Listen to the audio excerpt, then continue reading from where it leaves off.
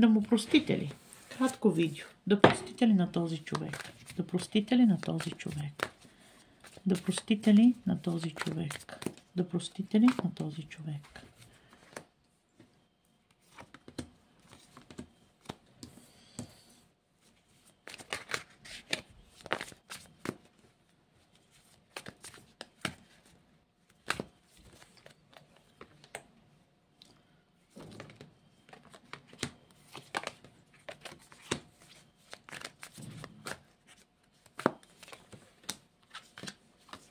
Не.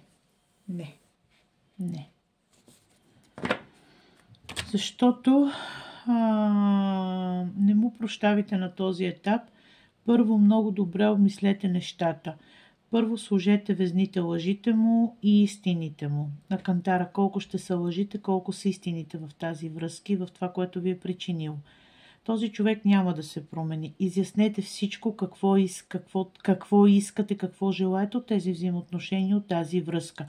Защото тази връзка ви е донесла много безпокойни нощи, много безсънни нощи, много самотни нощи, много болка, много тъга, много сълзи. Няма за какво да прощавате.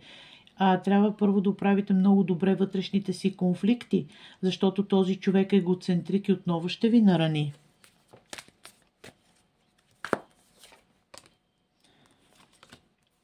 Вие сте на две. Аз ви казах не прощавайте. Не простите ли? Да му простите ли? Да му простите ли? Да му простите ли на този човек? Не, лъжа, измама, краткотраен късмет, това е човек, който ви прави нестабилна психически. Този човек ви разклаща вашата самооценка, вашето самочувствие.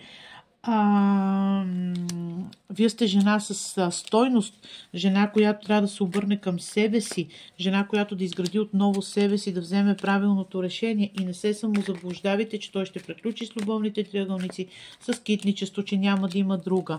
Този човек е устремен да побеждава и да държи всички в капан. Не му прощавайте на този човек. Това видях по тези карти. Не му прощавайте. На този етап не.